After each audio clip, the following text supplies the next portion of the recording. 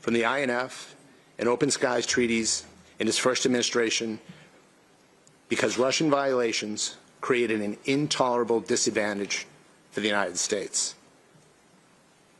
Today, unconstrained by the one-way agreements, the United States, just a few short years later, addressed the unilateral constraints of INF, and today, U.S. INF treaty range systems near deployment.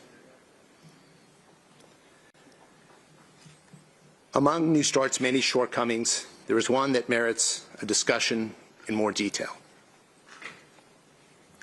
In 1991, former President Bush announced a series of reductions in tactical or theater-ranged nuclear weapons, systems, and stockpiles.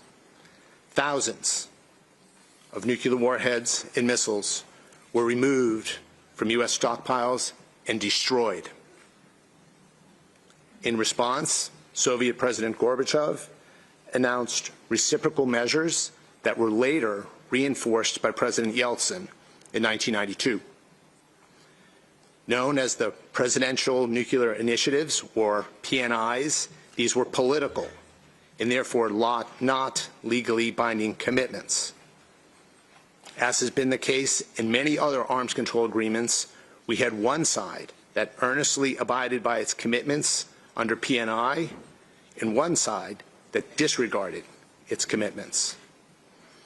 The result was that between 1992 and today, Russia not only failed to remove or destroy its theater range systems, it modernized and expanded those nuclear forces. American New START negotiators recognized this, but were unable to secure an agreement on these weapons. When the agreement was presented for ratification, the United States Senate insisted that the administration seek a follow-on agreement to address this very issue.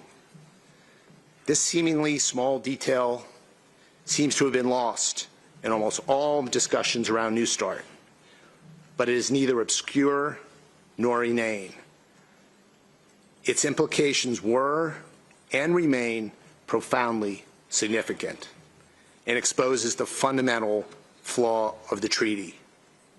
Simply put, tactical or theater-ranged nuclear weapons were not covered by New START, and the Russian stockpile numbers in the thousands.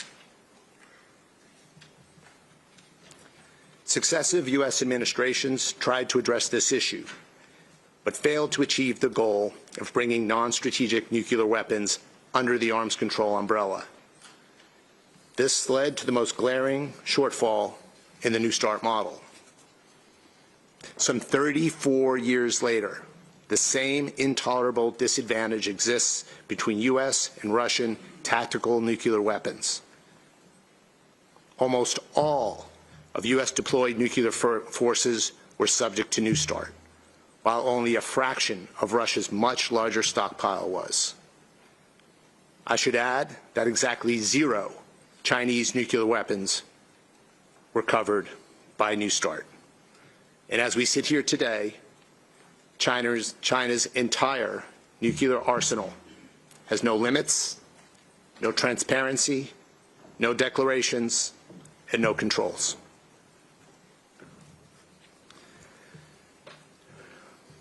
This is more than just a numbers game.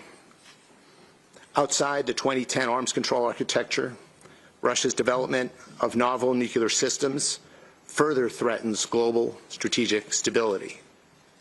In 2018, Moscow announced the development of several novel nuclear-capable strategic systems, such as its nuclear-powered Skyfall cruise missile and its doomsday Poseidon torpedo.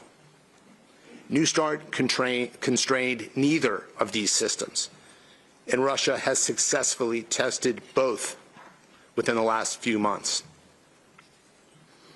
You may all recall the recent news that Russia has begun developing a system that would allow it to put a nuclear weapon in Earth's orbit to use as an anti-satellite weapon. Not only would this weapon have fallen outside of New START limits, but it would also violate the Outer Space Treaty if ever deployed. Such a system, capable of indiscriminately disrupting civilian space assets, would pose significant risks to the entire world. And last but not least, where the P5 once shared a stance against the DPRK's nuclear weapons program, which is growing in size and sophistication, Moscow has now allied with Pyongyang and described its nuclear program as a, quote, closed issue, end quote.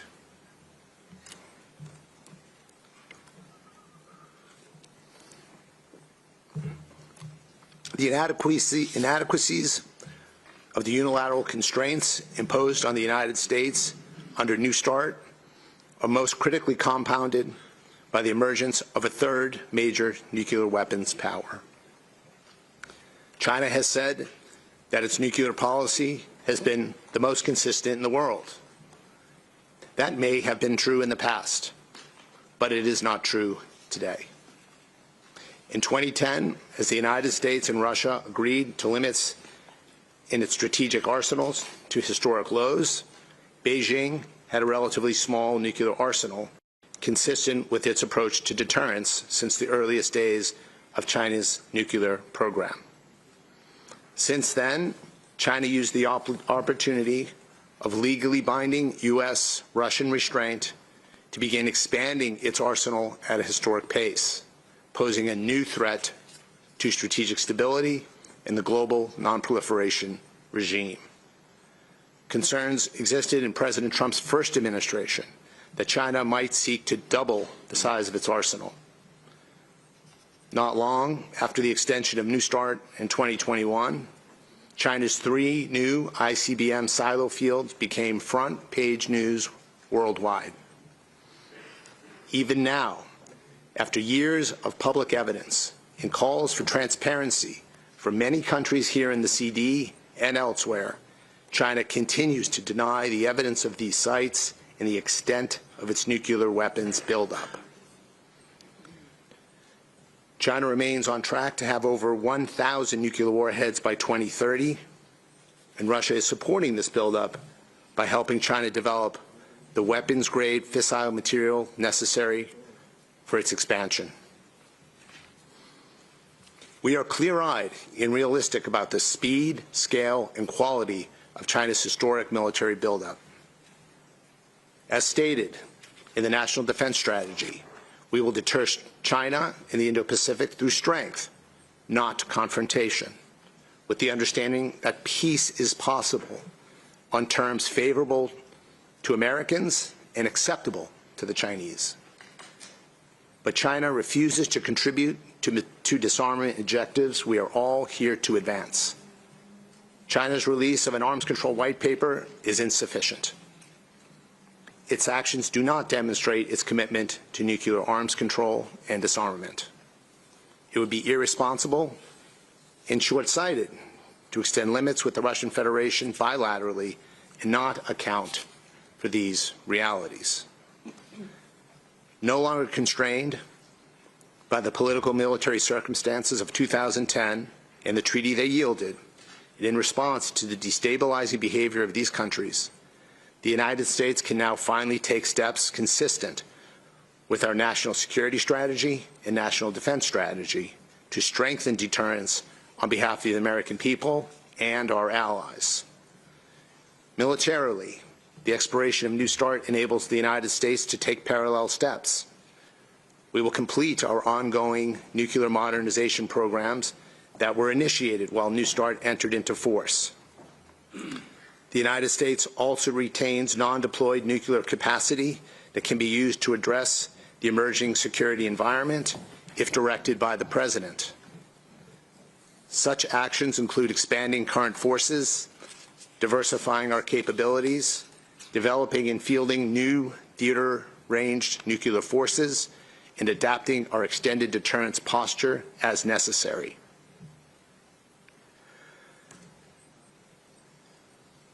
I'd now like to address an issue where another disparity exists. Last fall, President Trump instructed the Pentagon to start testing our nuclear weapons, quote, on an equal basis, close quote. Specifically, the President was referring to Russian and Chinese nuclear testing in violation of their respective moratoria on yield-producing nuclear tests.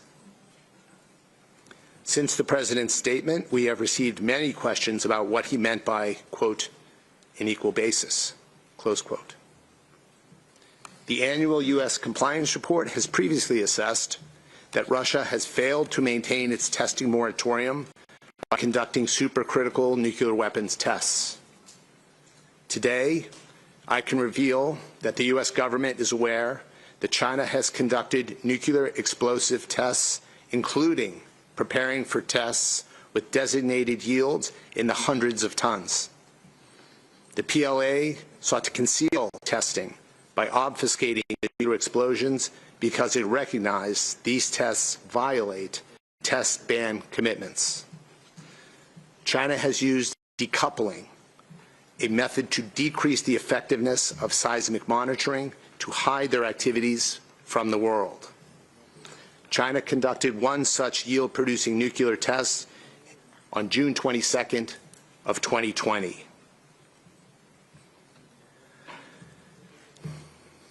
This confluence of factors, serial Russian violations, growth of worldwide stockpiles, and flaws in New START's design and implementation gives the United States a clear imperative to call for a new architecture that addresses the threats of today, not those of a bygone era.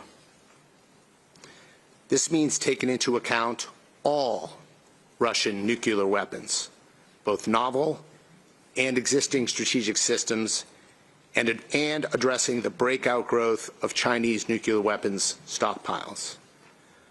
As I stated earlier, the United States will continue to pursue responsible pathways to reduce the number of nuclear weapons in the world, consistent with President Trump's vision and our obligation under the NPT through both bilateral and multilateral venues. Together, we can prevent an unmitigated nuclear arms race, limit the buildup of nuclear arms, restore responsible behavior when it comes to nuclear testing, and as appropriate, address issues concerning non-NPT nuclear weapons possessing states. While a treaty limiting nuclear weapons can only come from negotiation among sovereign nuclear weapon states, such an arrangement has implications for the security of all states. We hope CD member states will rise to the challenge and use the 2026 CD session to advance this effort. As throughout our history, the United States has maintained a willingness to seek strategic stability in arms control arrangements that are verifiable, enforceable, and contribute to the security of the United States and her allies. What we are proposing is not talks for the sake of talks. With this effort, the United States is looking for meaningful progress based in concrete actions. As we pursue new dialogue and new formats, we won't stand idly by in the face of threats to the United States and our allies. The United States will maintain a robust, credible, and modernized nuclear deterrent to ensure our security preserves peace and stability and negotiate from a position of strength. In doing so, we will prevent anyone from being able to dominate us or our allies so that all nations recognize their interests are best served through peace and restraint. A question for us gathered here today will be how much deterrence is enough. We believe that the answer to that question will depend in part on the success of upcoming multilateral strategic stability discussions. We must act now to strengthen global security and lead the world towards verifiable nuclear weapons reductions. February 5th, 2026, indeed, marks the end of an era, the end of U.S. unilateral restraint. The next era of arms control can and should continue with clear focus, but it will require the participation of more than just Russia at the negotiating table. We cannot promise this process will be quick or easy. Achieving outcomes of value rarely are. But we remain committed to securing a strong outcome and will not accept one that falls short of our standards, nor will we stay silent on noncompliance.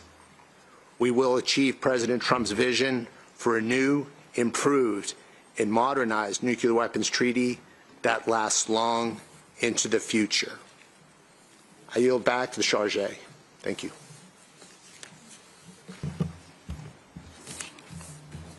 I thank Mr. Thomas DiNanno for his remarks.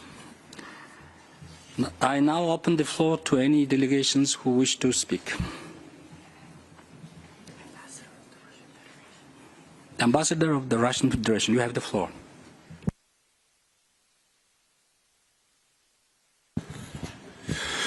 Благодарю вас, господин председатель, за предоставленное слово. Мы выражаем также признательность господину Томасу DiNanno за подробное изложение позиции США по ДСНВ и в целом по тематике контроля над вооружениями. Уважаемые коллеги, Россия, как вторая сторона договора о СНВ, также готова поделиться своими соображениями по ситуации, складывающейся в связи с истечением срока действия договора. Кратко подводя итоги реализации ДСНВ, отмечаем, что, несмотря на ряд проблемных моментов, на определенном историческом этапе данное соглашение сыграло значительную позитивную роль. Договор способствовал усилиям по устранению стимулов гонки стратегических вооружений и позволил предпринять